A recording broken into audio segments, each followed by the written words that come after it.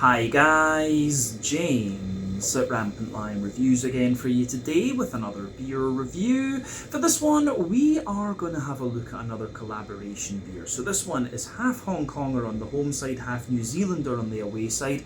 And out of these two breweries, it's only the Hong Kong brewery that's featured on the channel before. Now, both breweries are very well established and very well respected names within their respective countries. And when it comes to the Hong Kong brewery, I would say that these guys are very solid all round. They do lots of different styles, but my go-to beers from this brewery would probably be their German style lagers. Those are really well done and very, very authentic in my opinion. When it comes to the New Zealand brewery, these guys do a wide variety of different styles. Like I said, they're very well established and very well respected. One of the real pioneers of the New Zealand craft beer scene, if we could say that. And they're a brewery that I've known about for a hell of a long time, but I just never managed to get the chance to review any of their own beers, which is a real shame. So hopefully that's something we can fix on the channel going forward, because they do some really good stuff from what I gather. But the beer that we're going to have a look at today is a style that I haven't tried from either brewery before, or maybe I should say a sub-style that I haven't tried from either brewery before. It's also a sub-style that you don't come across all that often, and I honestly couldn't tell you when the last review of this sub-style appeared on the channel. So it should be quite an interesting one, this. I've heard very good things about this beer, so I'm really curious to try it. So hopefully it's another good beer. Hopefully it makes for an interesting review, and as always, I hope that you guys watching enjoy my take on this one as well. So yeah, for this review then, for the home side of things, we're going to head over to Hong Kong Island, Wong Chuk to be precise, and that means that we're going to have a look at another beer from the wonderful Young Master Brewery. So this particular beer is called Siu Sauvin. It comes in at 6.5% ABV, and this one is a white IPA. This is brewed in collaboration, or it was originally brewed in collaboration, I should say, with Renaissance Brewing, who came from Blenheim in Marlborough in the northeastern part of the South Island of New Zealand, but these days they are based in Christchurch. So yeah, very first time featuring Renaissance Brewing on the channel. A brewery that I really should have had on the channel many years ago, but it just never happened for whatever reason. But yeah, my first white IPA in quite some time. If memory serves me correctly, the definition of a white IPA is one that has about 30 to 40% wheat in its malt base. Probably the white IPA that I would come across most often is the one from Mino Beer, the WIPA up in Japan, and that one is really pretty nice. But this can be a very nice sub-style if it's done properly, so I have high hopes for this one, and these two breweries have a good reputation, so that just makes my hopes even higher. But yeah, let's crack on with this one then and see how we go. So as always with my reviews, I'll tell you a little bit about both the breweries involved here before we taste the beer. If you want to get straight to the tasting though, just fast forward. All the usual links can be found in the video description below. That's the brewery websites, the link to my other reviews that I've done from Young Master Brewery, and my future reviews that hopefully I can do from Renaissance Brewing. Very first time they're featuring on the channel, as I mentioned earlier. But there's all the usual social media down there. If you want to see more reviews, do please consider subscribing to the channel. The support that you give is massively appreciated, and remember, you can go into the channel homepage and search for beer using the geography tagging system. So just go in there, use the little search bar, put in your hometown, state, county, province, whatever you like. If I review beers from the area that you search for, they will pop up. Failing that though, you can check out the playlist of beers from different countries. You'll find this one in the Hong Kong playlist and the New Zealand playlist, since it is dual nationality, and hopefully we can add more to the New Zealand playlist going forward. But the Hong Kong playlist is getting added to very regularly, but make sure you check out the playlist of beers from other countries as well, because there are some very interesting things on the channel these days, even if I do say so myself. But yeah, let's go on to my brewery notes then, and I'll tell you a wee bit about Young Master Brewery once again then. So, Young Master Brewery, as I've told you before, was founded back in 2013 by Rohit Dugar, who is originally from New Delhi in India. So he worked in the finance sector, and he was living in New York for a number of years, which was where he was kind of exposed to craft beer, if you like. But he moved to Hong Kong in 2011 to work for Goldman Sachs, and after a while of doing this, he got tired of the rat race and decided to quit and found his own microbrewery. So he was joined at the brewery in the early days by German brewer Ulrich Altbauer, who had quite an extensive experience of brewing in China, and he was the master brewer but sadly died in 2016. The current brew team though is Edwin and Brian, who have both worked for the brewery for a number of years, and they worked under Ulrich as well. So this is one of the main reasons why this brewery does a lot of lager beers and why I would say they're very, very good in this particular style category. But the first brewery they had was in Ap Lai Chau, which is a little island off the south coast of Hong Kong Island, and this facility had a 10 hectoliter brew house which acted as their main production until mid-2016. It was actually just as they had moved into the new brewery that Ulrich sadly passed away, so quite turbulent times for the country, for the company, sorry, in 2016. But they opened up a new brewery in Wong, Chuk with a 40 hectoliter brew house from GA in Germany, as well as having a larger barrel area. They also had a fodder, which was a first for any brewery in Asia. You know, these guys were the first ones to bring in one of these big oak fodders from Belgium, and they were producing some very interesting sour beers. They haven't done that in quite a wee while though, from what I've seen. But they brew around 15,000 litres of beer per month at the moment, although that figure may be slightly out of date because they have been doing some quite interesting things in recent times. They also produce highballs under the brand name Higher Than, which seem to have been doing quite well, and very recently they launched a beer called Young Master Grand, which seems to be their take on a kind of premium lager, macro beer sort of thing, and the idea is that this beer is going to be sold to restaurants around Hong Kong. So hopefully we can get that one on the channel at some point and review that for you quite soon, but I haven't actually seen it in any shops or anything like this, so maybe need to see where I can actually get a hold of this. But yeah, they've got several tap rooms in restaurants these days. That includes the TAP, the Ale Project Bar in Mong Kok, their second draft at Victoria Park in Causeway Bay, and Pub 1842 in Central, both of which are on Hong Kong Island of course, and they previously had another tap venue up in Tsuen Wan in the New Territories, Alvy's Pizzeria in Kennedy Town over on Hong Kong Island, and another bar called the Guild House, or the Guild, sorry, in Tanjong Pagar down in Singapore. But those venues have shut fairly recently. I think it's within the last 2 or 3 years that they've shut those ones down because just financial difficulties and stuff. The climate for brewers is quite difficult at the moment. But today, Young Master are the largest craft brewery by volume in Hong Kong, and I believe they're still also the most decorated craft brewery of all of the ones in the territory.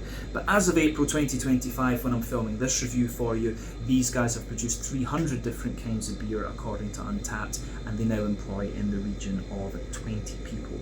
But yeah, that is everything I can really tell you about Young Master Brewery for the moment. Like I said, if you're interested in German style lager beers, Young Master do some very nice examples of those, but they do a wide variety of other things too. But if you want to learn more about the brewery, you can check out the brewery website, you can follow them on Facebook and Instagram to keep up to date with all the latest goings on, and you can check out the Rate Beer, Untappd and Beer Advocate pages to learn a wee bit more about all the different beers that these guys have done. So yeah, let's go on then and go down to New Zealand, and we'll go through Renaissance Brewing's history for the very first time. So Renaissance Brewing, as I mentioned to you earlier, are originally from Blenheim in the Marlborough district, or Marlborough region I guess we should say, in the northeastern part of the South Island of New Zealand, very well known for its winemaking of course, but more recently they relocated to Christchurch.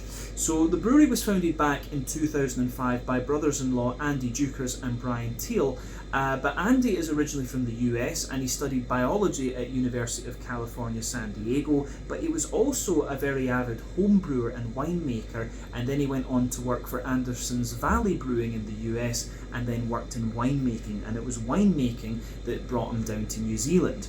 Brian is also from the US, I think both of them are actually from Southern California, but he was a mechanic by trade and worked with the Mercedes brand primarily, and basically Andy brought Brian in to fix all the things that were going wrong mechanically with the brewery. But the original brewery was located in the Grove Mill on Dodgson Street in Blenheim, which is the oldest commercial building in the city, and over the years it's housed an ice cream factory, a maltery, and it's also been home to the Grove Mill and Whitehaven wineries. But over the first few years they worked really hard to establish the Renaissance Brewing brand, and apparently Brian and Andy didn't take a salary for the first 4 years of the company's existence, but they did build a very solid reputation for the brewery and won a number of accolades, both nationally and internationally, for their beers. But Renaissance were actually the first brewery in New Zealand to use crowdfunding, and in 2014 they used it to help fund their expansion using the Snowball Effect platform, which raised about 700,000 New Zealand dollars, and this helped them to expand the brewery's infrastructure quite significantly. But the next few years proved to be quite tough for the brewery. They went into voluntary administration in October of 2017, and they attributed the problems that they were having, to cash flow, some bad decisions with distributors, and a difficult economic climate. But at this time, Jason Delaka stepped in to save the company. His family are well known for being the owners of the Brandhouse Alcohol Distribution Company, and I think they bought the brewery for 650,000 New Zealand dollars. But since they have acquired the company, it's gone on to enjoy significant growth to the point where they actually had to move a bit of their production away from Blenheim over to Christchurch starting in 2020. But Brian left the company in 2021, and he now works in the car industry, while Andy remained with the company until 2022 before going on to work as a distiller. And he actually works now for KJ and Company Distilling, which is one of the Delaka family's Brandhouse brands. But in 2023, the decision was made to move Renaissance Brewing to Christchurch, and the beers are now produced at the Wigram Brewery and then packaged in a facility a few hundred metres away. But the main reason for this was that the original brewery had they just really outgrown that original facility, and they were apparently struggling to package their beers, and then freight costs from Marlborough meant that it just made more logical sense to move everything to Christchurch. But the current head brewer of Renaissance is Sean Moss, and he's worked for the brewery since 2016. But like I said, Renaissance Brewing remain a very well respected craft beer brand within New Zealand, really well established, doing lots of different styles, and as of April 2025, when I'm filming this review for you, these guys have produced 150 different kinds of beer according to Untappd, and there's a wide variety of different styles in there. So yeah, that is everything I can really tell you about Renaissance Brewing for the moment. If you want to learn more about those guys, again, you can check out the brewery website. You can follow them on Facebook and Instagram to keep up to date with all the latest goings on, and you can check out the Rate Beer, Untappd and Beer Advocate pages to learn a wee bit more about all the different beers that they've done. So yeah, let's go on then and have a little look at the beer itself. So like I said earlier, I think this is one that has been produced a couple of times by Young Master. This one doesn't actually have the Renaissance Brewing symbol on it anymore, but I think the first couple of iterations of this beer did have that. It's a little 330ml can, this one, plain silver top on it of course, and yeah, the artwork on this one is quite similar to what we've seen from Young Master before. As you always get, you get these kind of Chinese characters on the side there, which tell you a little bit about the flavours you can expect in the beer. I always like that, and it tells you a little bit about the beer on the side here too. So it says, brewed to flaunt the elegance of Nelson Sauvin hops from New Zealand, Siu Sauvin radiates unequivocal notes of white grape and gooseberry, fusing seamlessly with clementine, floral and gentle resinous notes. So yeah, should be quite interesting. Like I said, the wheat, I think I called this a white IPA earlier on in the video, but I think the term wheat and white IPA is interchangeable. If you are a brewer and you know the technicalities of this, correct me in the comment section below if I do happen to be wrong. But I think, yeah, wheat and white IPAs are the same thing, and I think it's like 30 to 40% of the malt base that has to be wheat for it to be considered a white IPA. But yeah, Nelson Sauvin is a hop that we know very well, the kind of classic New Zealand high alpha acid hop, 16% alpha acid, and yeah, it gives you those lovely white, green, grapey, gooseberry type notes. But yeah, this one was one of the Circle K releases. I've had this one for a little while, and yeah, it just kind of got pushed to the back of my fridge. I think they released this one maybe in January or December, if I'm not mistaken. So yeah, this review has been a long time coming, I will say that, but it should still be in good condition. Let's get it out into the glass then and see what it's all about. I'm really curious to try this one, so let's do it. There we go. Oh, that does look nice actually. Just sugar up the last little bit of it. And there we go.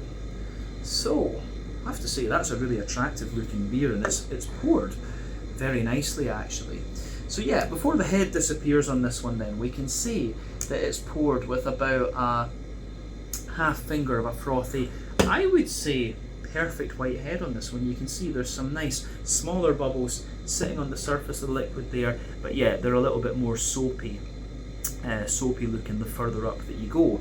But lovely kind of bright yellow colour this one. You can see tiny little bits of sediment particle just floating around in this one, which is something you find quite often with wheat beers actually. I must have that fridge just set too low, but then again the beer is a couple of months old, so yeah, it kind of makes sense that it's happened. But yeah, lovely, very kind of bright yellow colour this one. Mango juice yellow, I think I would describe this one as being. But remember, the colour of your beer depends on a few different things. One, the type of malts that you use. This goes a long way to determining your EBC rating.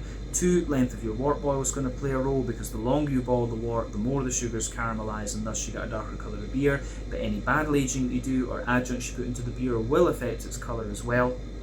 And that can, but that, you know, quite often you don't have to care about that when it comes to different kinds of IPAs, and certainly in the case of wheat IPAs, I haven't really heard of that playing too big a role. But yeah, the head on this one has kind of faded away to be a thinner, more wispy layer, but you have a nice ring just around the edge of the glass there.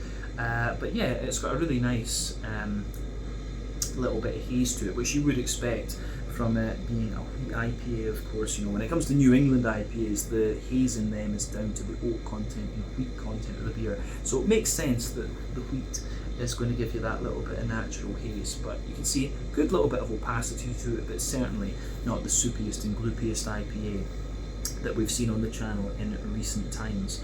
So yeah, I don't know if we really need to say too much else about the appearance of this one in terms of what I've seen from white and wheat IPAs over the years. This one is pretty much in line with expectations. But yeah, let's go on and have a little look at the aroma of this one then, and just see what it's all about. I'm very curious about this because it's been so long since I've had a wheat IPA.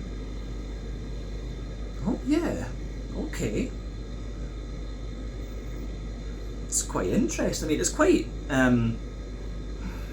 it's nice, you know, you can actually still smell a good little bit of the barley malt in this one, and the wheat just, you know, the wheat just goes together really nicely in this beer. Yeah, you've got a lovely mix of things going on in this. You've got a good little bit of fruitiness, lovely nice kind of bright green component, and then yeah, you've just got that good little bit of malty backbone. But the beer does have just that little bit of kind of punch to it because of the presence of the wheat. And I'm guessing with this one, I'd be curious to know what wheat they've used. Maybe they have brought in some malt and things from New Zealand for this one. But yeah, just noticing the light is a little bit bright on this one. Let me just, oh no, other way, changing it round. What have I done? Ah, there we go. I know, just switch it back to the yellow. There we go. That's better. But yeah, aroma, this one is quite interesting. So let's just break it down and describe that aroma a wee bit more in depth for you. But I would be curious to know where they've got their malts from for this beer. But yeah, backbone of the beer then. You've got a lovely little bit of a kind of fresh white bready bread crust coming out of this one, which you very often get. You've got a nice little touch of woody note to it and crackery character, which again is something you'll very often come across in these kinds of beer. But yeah, on top of that, it's all about the white bread. You can smell that lovely kind of fresh, fluffy barley malt white bread coming out of this one. That's really obviously present in this particular beer. But yeah, you've got a really nice kind of, how would we say, there's a good little bit of, you know, the wheaty character that comes out of this one is really quite nice as well. So, you know, you get a little bit of the wheaty bitiness at the back of the nose, but further forward it kind of smells really nice and smooth. So yeah, fluffy, fresh, white barley malt bread coming out of this one, a more dense, smooth wheaty kind of character to it, and then above that you just get a little element of a kind of sweetness coming out of the beer. It's a bit like, you know, you get McVitie's digestive biscuit in this one for sure, but then you've got a little bit of a more kind of concentrated biscuit, which will be the alcohol in the beer. So yeah, kind of concentrated biscuity notes in this one, a little bit more of a kind of almost slightly crisp, sweet biscuity character coming out of it, and yeah, the way that all of that goes together in this one, I think, is really very, very nice. Yeah, I like that with this beer. The malty side of this one's really quite interesting, but you know, kind of what you would expect. The yeasty side of this beer, where can we go with that? The yeasty side of this one, it's a little, you know, it's mostly kind of like a dense and sweet white bready character. There's a little bit of a more, yeah, there's a little bit of a more crackery and, yeah, there's a wee bit of a more kind of crackery and slightly farmhousey kind of white bread to this one, but it's quite difficult to detect that because of the pungency of the wheat in this one. The wheat really does have a little bit of a zip to it in this beer. But yeah, white IPAs and wheat IPAs, whatever you want to call them, they do tend to be that little bit more pungent in their malt base. So yeah, quite interesting just to see how this goes together. I'm curious to see how these aromas translate into the or transpire when we go into the flavour section of the video. But yeah, the hoppy side of things with this one is quite nice as well. So when it comes to IPAs, as I've mentioned many a time on the channel, you have three types of hoppings that you can do. You've got early edition hopping, which takes place within the first hour of the wort boil. That gives you pretty much all of your bitterness, but quite a deep dank green component. You've got late edition hopping, which takes place within the last half hour of the wort boil, gives you a little bit of bitterness, but mainly flavour aroma, and it gives you a very bright green component. You've got dry hopping, which takes place after the wort boil is complete, and that one is all about flavour aroma, and again, it gives you a very bright green component. West Coast IPAs tend to use all three, which is why they're deeper, danker, and more kind of oily, whereas New England IPAs tend to rely on late edition and dry hopping, which is why they're softer and more kind of juicy. White IPAs, I really couldn't tell you what the norm is with these, because I think the original white IPA that I tried was the one from Mino, and that was a more old school beer. And you can see you don't really come across wheat and white IPAs all that often anymore. But from the aroma of this one, I think we've got a little bit of a mix. I think we've got some early edition hop in this one, because you do have a little bit of that deep dank character, but otherwise it's actually very bright and floral. I mean, there's a little tiny touch of earthiness to the green component in this one, but lots of very nice bright floral aromaticity, and then some really nice zesty grassiness. The green component in this one's actually really quite oily, to be honest with you, which I do quite like. But I don't know if there's too much else we really need to say about that. In terms of the in terms of the fruity side of things, then it's kind of, in a way, it's actually kind of what you'd expect. For me, there's quite a lot of I do actually get quite a little bit of lemon and lime out of this one, which I wasn't quite expecting, because you normally wouldn't get that from Nelson Sauvin. But behind that, you do get the kind of gooseberry and white green grapey characters that you would expect of the Nelson Sauvin hop. Especially when you take the aroma in quite deeply, you get that lovely big sort of oily character coming out of the beer. That lovely big oily gooseberry, white green grapey kind of thing.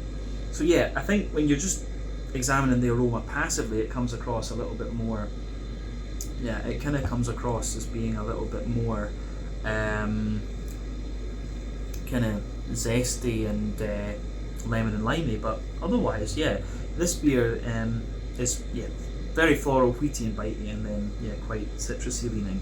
So really interesting aroma, this one. So as I always say, take a little bit of time to enjoy the aroma of your beer before you get stuck into it, but I think it is about time that we taste this one then and see what it's all about. So yeah, this one is the Siu Sauvin, a 6.5% white or wheat, whatever we want to call it, IPA from Young Master Brewery in Wong, Chuk on Hong Kong Island, in collaboration with Renaissance Brewing from Christchurch down in New Zealand. Our first white IPA in quite some time. Let's get stuck into this. Slanju, skål, cheers.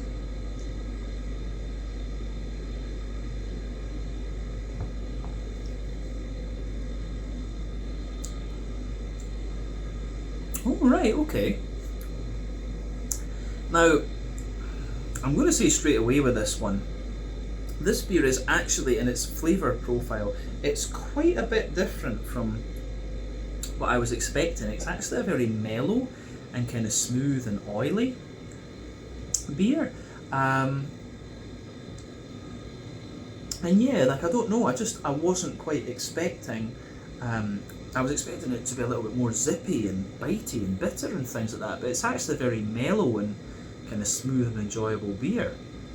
So yeah, it's a thumbs up from me. That's not what I was expecting, but very, very nice actually. So yeah, let's just go through it and break it down then, as we always do. Middle third of your palate. Backbone of this beer, you've got a lovely kind of fresh, white bready bread crust in there. That forms the backbone of your beer. As you move further forward along there, you get that little bit of a kind of woody character, then there's a little smattering of cracker, which you very often get with these, and there's a slight layer of a kind of almost wholemeal brown bready note to this one, but that is very, very minimal in this beer. The bready side of this one really is all about the white bready character.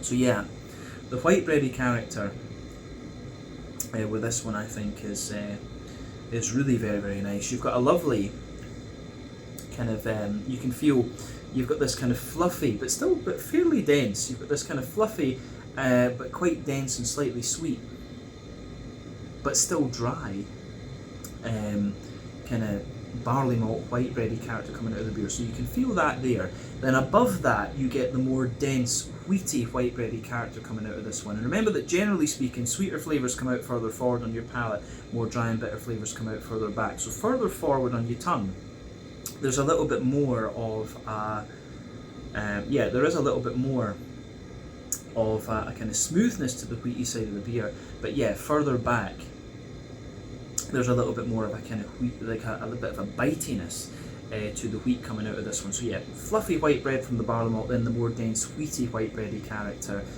coming out of this one.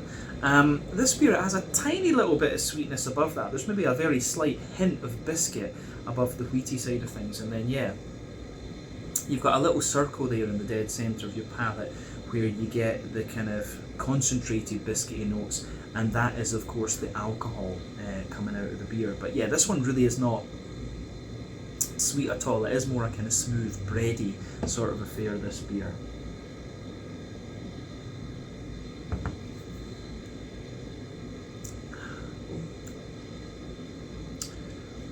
But yeah, I think it does get slightly sweeter the more that you drink of it.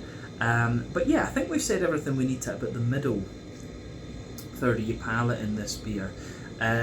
So yeah, let's go to the back third of your palate. And as I've often said, the back third of your palate is going to give you very similar flavours to the middle third of your palate, but just at different intensities. So yeah, the border region between middle and back third of your palate, you get that nice little bit of bready build up in there. There's a wee bit of brown bread in the base, the more fluffy and airy white bready barley malt character in there. Then you've got a little bit of the more bitey, wheaty note just sitting above that. But yeah, the base of that back third of your palate, you've got a nice fresh white bready bread crust in there. The cracker sits above that. Then you've got a slight layer of a wholemeal brown bready character in there, which was a little bit lighter, taller and more airy.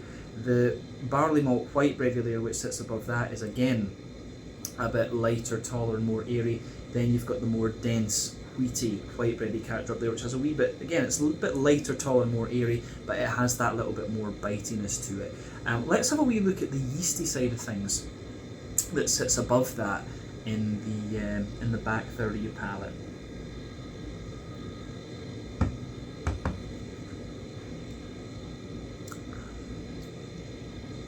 So the yeasty side of this one's quite interesting because, you know, it does have an almost very slightly farmhousey kind of saison-y quality to it. So at its core, it's like quite a grainy, well actually no, it's more of a kind of sweet brown bready character at its core, but then around the edge, it's like a wet sort of rusticy, farmhousey bready character. Then the very edge of it just has a little bit of a kind of bread crusty tinge to it. So yeah, that's quite interesting with this one in the sense of how that goes together.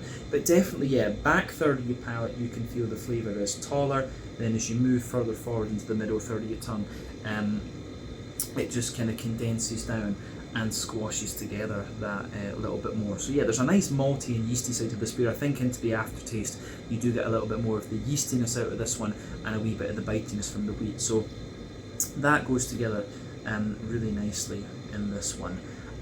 Yeah, when it comes to the green component of the beer then, let's go on to the hoppy side of things. Back corners of the palate, you've got a nice little touch of earthiness in there, which normally I wouldn't associate with Siu Sauvin, but you do get a little bit of it. As you move further forward from that, there's a wee touch of pine resin in there, and as you move toward the front corners of your palate, there's a little bit more floral aromaticity, and it's quite oily, but around the front curve of the tongue, it's a little bit lighter and more grassy, I would say as well. So yeah, the way that the green component goes together in this one is quite nice, but more oily and smooth. I would have thought it would, from the aroma, I thought it would have been a little bit more pungent in a sense. But let's round off the flavour section then with a wee quick look at the front third of your palate and the fruity side of the beer. So border region between front third and middle third of your palate. Again, you get a nice little bit of bready build up in this one. You can feel the brown bread in the base, the barley malt white bread in the middle, then the more dense wheaty character on top. The base of that front third of your palate is the fresh white bready bread crust. You've got the cracker above that, kind of wholemeal brown bread, the white bread, then the smoother wheat, and then you get that nice oily bubble where the juicy fruity esters just roll their way out of the beer. So let's have a little look at that.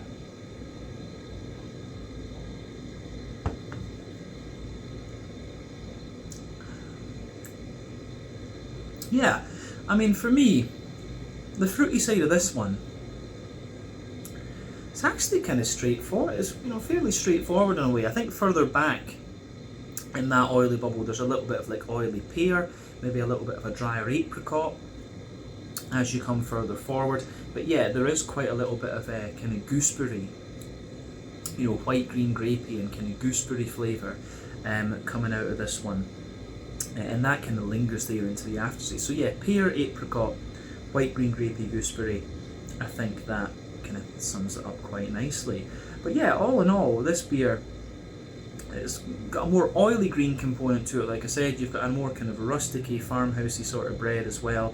And then, yeah, lovely oily fruity notes to the beer too. So yeah, I think the way that this one goes together is really nice, and it gets a thumbs up from me. Certainly something different from this Young Master collaboration series, but I think it has been really nicely done, so I'm happy enough with that.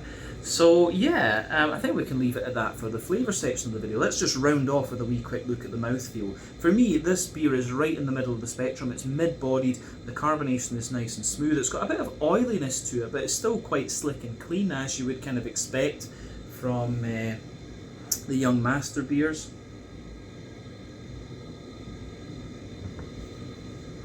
But yeah, the way that that goes together is really nice in this one. Yeah, lovely sort of oily slickness to it. In terms of IBU, I think this one's maybe about a standard 20-ish IBU. Does it say on the can? Usually they do 20 IBUs, I was right. But yeah, kind of has, you know, you've got a little bit of lingering bitterness there into the aftertaste, but really not a lot. It's very smooth and kind of oily in that sense.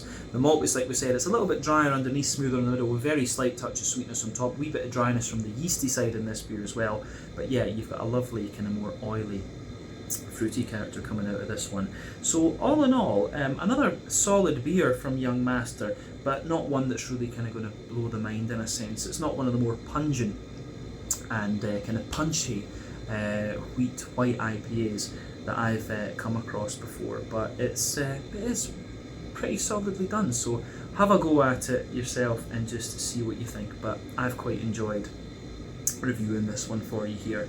So I think we can leave it at that for this review. So yeah, once again, thank you for watching my beer reviews. Until the next time, please like, subscribe, share, all the usual YouTube stuff. Let me know your own thoughts on this beer in the comments section below. Let me know what your favourite beers are from Young Master Brewery as well, and we will no doubt return to these guys again at some point in the fairly near future. But until the next time, Slàinte, Skål, cheers, check out my social media, check out Young Master's social media, do check out Renaissance Brewing's social media as well, and I'll see about reviewing some more of the Renaissance beers at some point in the future. But really nice to kind of pop the cherry with those guys, and hopefully some more dedicated reviews to them going forward. But yeah, check out my social media, check out Young Master and Renaissance's social media, and I'll catch you guys in another review very, very soon. Ciao just now.